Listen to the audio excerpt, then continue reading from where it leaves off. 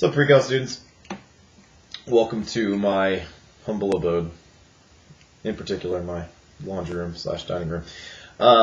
This is really just seeing my face, just to prove that I am trying out my gaming mic. Has new audio, so if the audio still sucks, sorry, deal with it. We're going ahead and doing notes. This is exponential equations notes. Exponential equations notes should have been passed out to you, unless you're fifth period, and then half of you already have it. Let's see. Make sure you hit that like and subscribe button. Free A's for everybody who does that. Yeah, I'm just kidding. No, I'm not going to do that. That's ridiculous. Why would I ever do that? Okay, let's get right to it. Okay, wow, that's bright. Oh, that's way too bright. Okay, that's a little better. It's still not great. Autofocus. There it goes. Okay, good. Now we're in. This is an odd angle. All right. So the whole point of this is exponential equations. So breaking down that verbiage a little bit before we get anywhere else is that exponential, meaning that our equations have exponents embedded in them. And that's kind of the idea. The other thing that we got going on for us is that it's an equation. So you're going to be solving for x. So there's a variable we're solving for, and in particular, that variable is an exponent. So that's what makes it an exponential equation. So our solving these gets, it's a little different strategy that we're using. Some examples of what exponential equations will look like. Right here, 2x to 2 to the x power is equal to 8. X is an exponent, okay? 9 to the x plus 1, all that stuff. Okay, as long as it's got an equal sign and it's got a variable as an exponent, then we're good to go. That's an exponential equation. The first one that we've got here is the one that they kind of do for us. We can look at that one. Okay, A says 25 to the x is equal to 125. So, first goal. The first goal.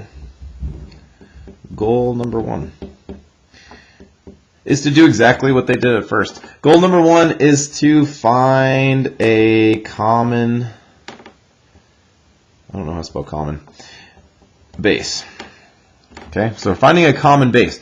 Between 125 and 25, the idea is that we're trying to find a base that they have in common. All right, so something that you could, like, say, rewrite 25 as something to another power. So in particular, 25, so looking at 25, it's 5 times 5, which would mean, since there's two 5s, multiply times each other, that's 5 squared. So that's where the 5 squared comes from. So they rewrote 25 as 5 squared. Okay, so that's what they did there in that first part. All right. Then the idea for 125, that is 25 times 5, if we're making a little factor tree, and then 25 just so happens to be 5 times 5, so that's 1, 2, 3 5s, that's 5 to the third power. So they rewrote 125 as 5 to the third power. So they accomplished goal number 1, finding a common base between the two sides. Okay, so we got 5 squared and we've got 5 to the third power. Okay, after we're done finding a common base, so that common base in this case was 5, so we have that on both sides, then it's really just a matter of simplifying. So from here to here, we are simplifying. In particular, simplifying using exponent rules. So like with this one, we've got 5 squared to the x power, so they're distributing that x, reducing the power to a power rule. So to go from there, we went to 5 to the 2x. Okay, over here we did nothing. No simplifying needed, it's just 5 to the third power. Okay, once we're here, we've simplified it a little bit, we got the same base, then essentially what we're doing is we're going to set these two exponents equal to each other. These two things are equal to each other. It's two the same bases, it's equal, so we need to make the exponents equal too. So the idea is that they just take those exponents, and now we can get rid of the bases. And now it's just a basic equation, and you're just kind of solving for it is all you're doing at this point. So we're going to solve 2x equals 3. You just divide by 2 on both sides. It's a basic linear equation, and then the answer is x is 3/2.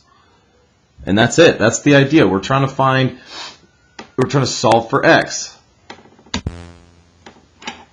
You solve for x and you're good. that's kind of the idea. Okay, so let's do one without steps that are all kind of done for us. Before we move on, it would be good to familiarize yourself with some really common things, like powers of things. Like how we found that 25 was 5 squared, or 125 is 5 cubed. Over here, 8, it's a really common one. 8 is 4 times 2. 4 is 2 times 2. That's 1, 2, 3 2's that you're multiplying together. So 8 is really 2 to the third power. Okay, so that's a really common one as well, is 8. It's 2 to the third power. Or, like, if you look down at F, again, I mean, that's a 25 and a 125 again. So coming up with those really common ones, it's going to be kind of a key here. The steps really aren't that difficult. It's going to be recognizing what base to use.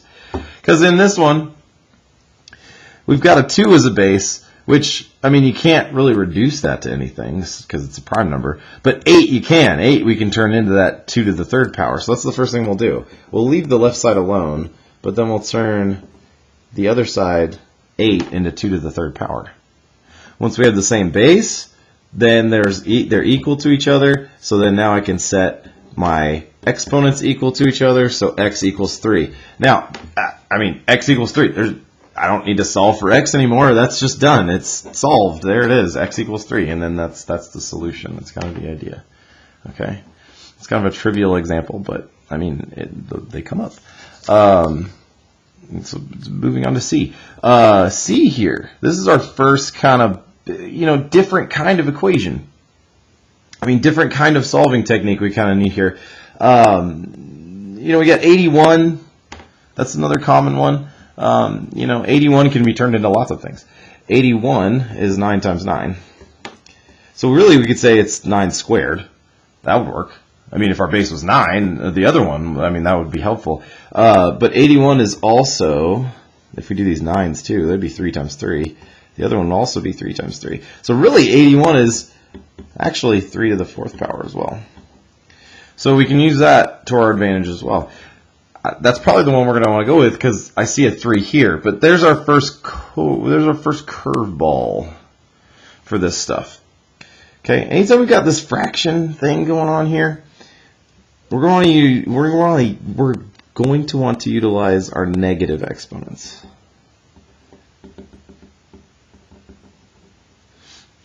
Okay, we're going to want to use those negative exponents. And really we're doing it in reverse. So when we use the negative exponents property, it would be to change where we are in a fraction to get rid of a negative. We need our base to be in the numerator. All right, I want a base of 3. I want to use a base of 3 because I saw that 81, can turn into a base of 3. So actually, let's go ahead and write that. 3 to the 4th power. So to make a base of 3, being in the denominator, it's not a base of 3 right now. So I want to make it into that. And to do that, I would need to move this whole quantity up to the numerator. Okay, when I do that, it would be 3 to the negative 1 power. Okay, now this whole quantity was raised to the x. So I just changed 1/3 into 3 to the negative 1 power, okay? Hopefully that's not too difficult a concept there. The next thing would be to then simplify. So we'd use power to the power rule. So it's x times the negative 1. So it'd be 3 to the negative x equals 3 to the 4th power. All right, and then once we've got that, again, same base, no more simplifying we need to do. We can set our exponents equal to each other, so negative x equals 4, and then x will equal negative 4. Okay, in this video, I'm not going to solve equations, all right? Once I set it up, I'm just going to tell you what the answer is. You should be able to solve a linear equation by now. You've been doing that since you're probably in 5th grade. So let's skip those kind of parts. Going on to D here. Going to D. Let's use B as our guide here. We had a base of 2 in B, and the other side was a base of 8. Again, we have a base of 2 and a base of 8. So we want to use a similar technique, right? So we'll leave the base of 2 alone. And then the base of 8, we'll change it to 2 to the 3rd power. Okay, so 8 has now changed. But then the exponent this time is x minus 6. Okay, so we're almost doing kind of like when we're simplifying here, I've got this whole quantity, x minus 6, being multiplied times the 3 in there. Okay, so this whole thing needs to be multiplied times the 3 to use the power of the power rule. So this will be 2x, 2 to the x plus 4 equals, and then over here it's basically like 3 times x. So it'll be 2 to the 3x, and then 3 times negative 6, so that'd be negative 18. So there's that. Okay, same base, no more simplifying needed to do. We can set up our equation, 3x minus 18, and then it's just, you know, solving from there, x equals 11. Okay, you guys can solve from there. That's not difficult. X plus 4 equals 3x minus 18. You guys can figure that out. And yeah, that's the idea, guys. Again, these same numbers are going to keep coming up. So like, you know, when we move on here to E and F, again, E, I've got a 9 and I've got a 1/3. So again, if with a 1/3, I'm probably going to want to, you know, move that up to the numerator there. So the right side is going to be 3 to the negative 1, raised to the 2x. And then the left side is going to be, you know, 9 is just, you know, 9 is just 3 squared. So 3 squared to the x plus 1 power. All right. A little bit of simplifying we need to do on both sides. 3 to the 2x plus 2 over there equals, and then that would be 3 to the negative 2x. Okay, that leaves me with my equation I can make, so that's 2x plus 2 equals negative 2x. And in that case, what would that be? That would be negative 1/2. Okay. Again, F, I mean, there are going to be some common threads here. 25 is 5 squared. Ooh, I just breathed into the mic, sorry. And then we've got 5 cubed for 125. A little bit of simplifying. We got 5 to the 2x plus 2 equals 5 to the 3x. And so then we can set up our equation. 2x plus 2 equals 3x. And then Cool Kid Podman found that is x equals 2. All right. So really the key with this is it doesn't matter what base you change to. Doesn't matter what base you change to, as long as they're the same on both sides. Okay, if you can somehow make them bigger, I mean, you know, if you can figure out that way, I always go smaller. I mean, it just seems like it's more logical that way. But if you can somehow change them in a different way, it works, as long as they're the same base. And you're consistent with your exponent rules when you're changing them over, it'll work. One thing I want to point out is on the other side. Where's this homework? Oh, before we do that, the compound interest application and the continuously compounding application from the other side, we'll ignore that for now.